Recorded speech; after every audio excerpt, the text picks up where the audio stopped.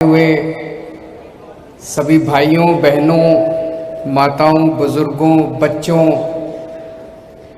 आप सब लोगों को मेरा नमस्कार, सबको मेरा प्रणाम है। सबसे पहले बच्चों का बहुत बहुत स्वागत है। मुझे पता चला कि बहुत सारे स्कूलों के बहुत सारे बच्चे आए हुए हैं और बच्चे ही देश का भविष्य हैं, बच्चे ही समाज का भविष्य हैं। आगे चल के समाज को और देश को आप ही लोगों को संभालना है। अभी जैसे बताया गया कि हम 50वां विश्व पर्यावरण दिवस मना रहे हैं। 1972 में यूएन जनरल असेंबली ने इसकी शुरुआत की थी। तो जब शुरुआत की होगी तो लगा होगा कि दुनिया में प्रदूषण बहुत बढ़ता जा रहा है, प्रदूषण को रोकने की जरूरत है। जब जब हम विकास की बात करते हैं कि डेवलपमेंट होना है, विकास होना है, तो माना जाता है कि विकास के साथ साथ प्रदूषण तो होगा ही होगा।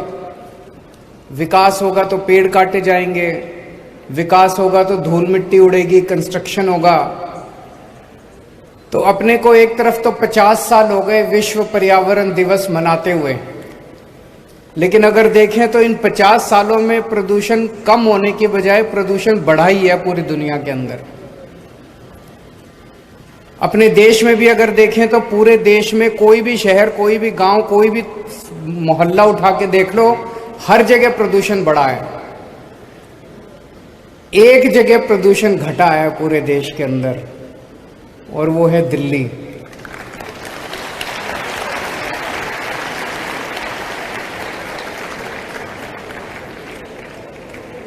पिछले 8 साल के अंदर दिल्ली में विकास की गति कम नहीं हुई है, विकास खूब तेजी से बढ़ रहा है। स्कूल बन रहे हैं, अस्पताल बन रहे हैं, सड़कें बन रही हैं, फ्लाईओवर बन रहे हैं, सब कुछ हो रहा है, हर चीज हो रही है।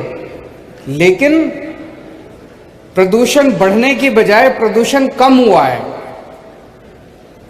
वो इसलिए क्योंकि दिल्ली के 2 करोड़ लोगों के साथ मिलके हम लोगों ने, इतने सारे बच्चों के साथ मिलके, आप लोग भी सारे इको क्लब से हैं मुझे बताया गया, आप लोग भी अपने अपने स्तर के ऊपर प्रचार प्रसार सब कुछ कर रहे हैं। हम सब लोगों ने मिलके दिल्ली के अंदर विकास की गति कम नहीं होने दी, लेकिन साथ साथ प्रदूषण को कम किया है।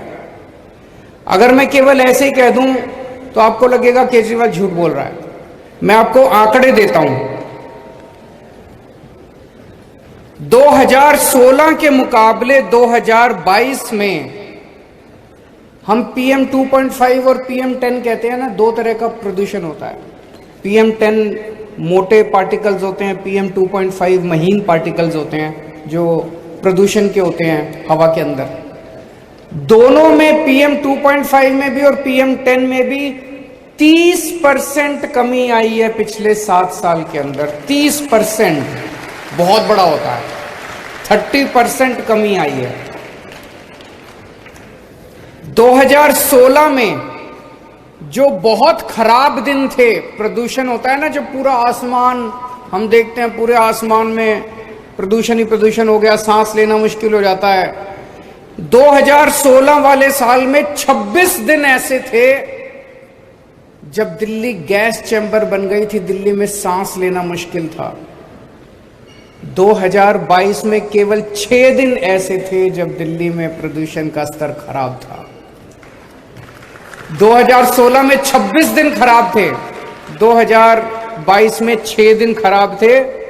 थोड़ा सा इंतजार करो, मुझे पूरी उम्मीद है दिल्ली वाले मिलके ये 6 दिन भी खत्म कर देंगे। आने वाले सालों में 1 दिन भी खराब नहीं होगा। फिर कौन, कितने दिन अच्छे थे, बहुत अच्छे। 2016 में 109 दिन ऐसे थे जो बहुत अच्छे थे, प्रदूषण बिल्कुल नहीं था, साफ आसमान, साफ। और 2022 में 163 दिन ऐसे थे जो बहुत अच्छे थे। धीरे धीरे धीरे धीरे करके अपने को 352 दिन, हर दिन साफ होना चाहिए, ऐसी दिशा के अंदर अपने को लेके जाना है। मैं पढ़ रहा था हमारी दिल्ली सरकार ने, दिल्ली के लोगों ने क्या क्या किया है। एक हम लोगों ने नारा दिया था, युद्ध प्रदूषण के विरुद्ध।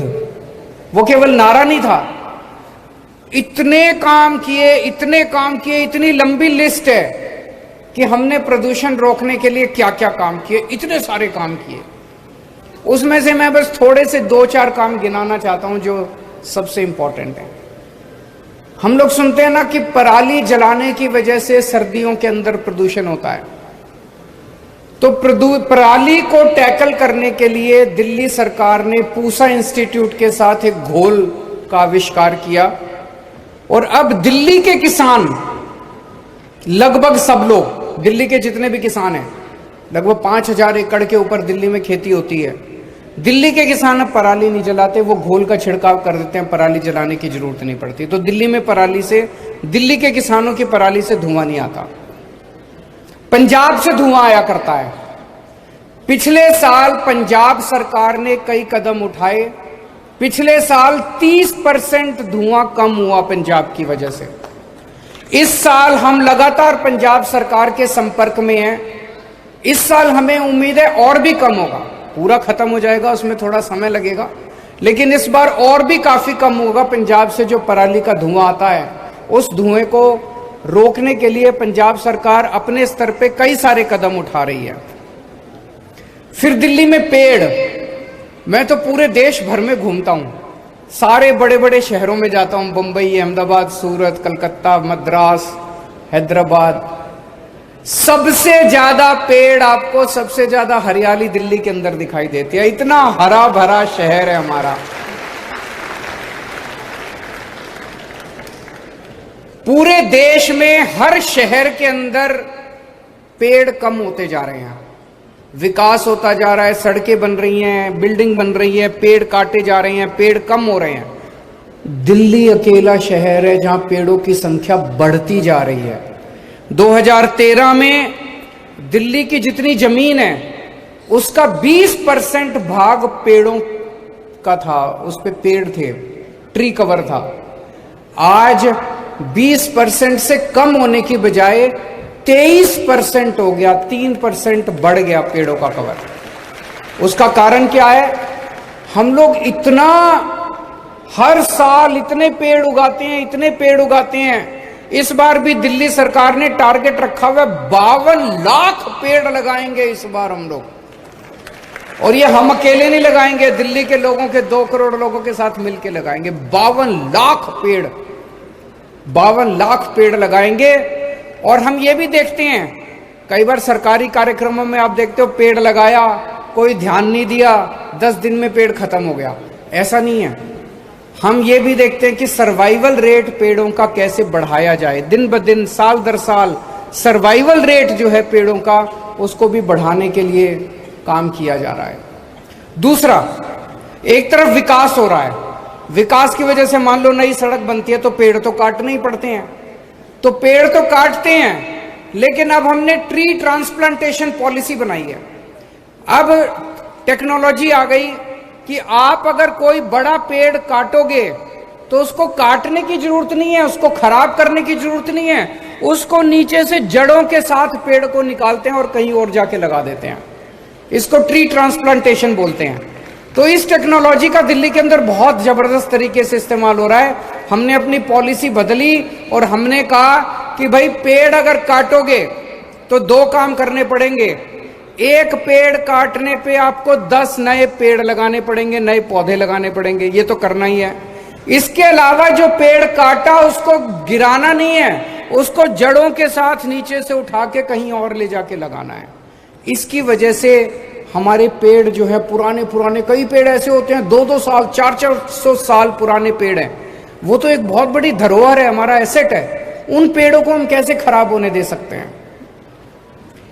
इसके अलावा जो इंडस्ट्रियल पोल्यूशन है, दिल्ली के अंदर जो इंडस्ट्रियल एरियाज थे वहां जो ईंधन इस्तेमाल किया जाता था उसका बहुत पोल्यूशन होता था। हमने सारा पोल्यूटिंग फ्यूल जो है वो खत्म कर दिया। अब पीएनजी इस्तेमाल होता है, पीएनजी से पोल्यूशन नहीं फैलता। तो इंडस्ट्रियल पोल्यूशन भी एक तरह से हम लोगों ने दिल्ली में खत्म कर दिया। और आईआईटी कानपुर के साथ मिलके हमने एक नया टेक्नोलॉजी का आविष्कार किया है दिल्ली में। जैसे अगर मैं कहूं अभी मेरे को लग रहा है, मैं सड़क पे जा रहा हूं कि पोल्यूशन बहुत ज्यादा है। अब मुख्यमंत्री होते हुए मेरे को ये नहीं पता ये पोल्यूशन किस वजह से है। ये मिट्टी का पोल्यूशन है, ये ट्रांसपोर्ट का पोल्यूशन है, ये इंडस्ट्री का पोल्यूशन है, ये पराली का पोल्यूशन है। ये कहां से आ रहा है पोल्यूशन, किस वजह से पोल्यूशन हो रहा है? तो अगर मुख्यमंत्री होने के नाते मेरे को ये पता चल जाए इस वक्त दिल्ली में पोल्यूशन इस वजह से हो रहा है, तो मैं उस एक्टिविटी को बंद कर सकता हूं, उस एक्टिविटी को कम कर सकता हूं। इसको कहते हैं real time basis, real time source apportionment, कि रियल टाइम बेसिस पे हमें पता चले, सरकार को पता चले कि इस टाइम पोल्यूशन किस वजह से हो रहा है। अभी तक ये टेक्नोलॉजी अवेलेबल नहीं थी कहीं भी। दिल्ली सरकार के कहने से आईआईटी कानपुर ने इस टेक्नोलॉजी का इजाद किया और अब हमें पता चलता है कि इस टाइम पोल्यूशन किस वजह से है। तो हमें पता चला सर्दियों में 1 महीना तो पोल्यूशन पराली का होता है, उसके बाद बाकी सर्दियों के अंदर वो जो अपने जगह जगह कहीं कोई ड्राइवर, कहीं सिक्योरिटी गार्ड, कहीं वो आग जला के बैठते हैं ना सर्दियों में अपना तापने के लिए, सबसे ज्यादा पोल्यूशन उस वजह से होता है। ये हमें इस स्टडी से पता चला। गर्मियों में पोल्यूशन का कारण बिल्कुल अलग है। गर्मियों में पोल्यूशन होता है डस्ट की वजह से, ये जो कूड़े के पहाड़ है इनमें जो आग लग रही है इसका धुआं होता है उस वजह से। ये जो झाड़ियां हैं, झाड़ियों में ज्यादा गर्मी होती है, अपने आप आग लग जाती है इस वजह से। तो जब हमें पता चल रहा है कि किस वजह से पोल्यूशन हो रहा है, उन चीजों को स्पेसिफिकली टारगेट करके हम पोल्यूशन कम कर पा रहे हैं। इससे बहुत फायदा हुआ है हम लोगों को। इसके अलावा हॉटस्पॉट वो होते हैं पूरे दिल्ली के अंदर, कुछ इलाके ऐसे हैं जहां सबसे ज्यादा पोल्यूशन है। ऐसे 13 इलाकों की लिस्ट बनाई गई है, 13।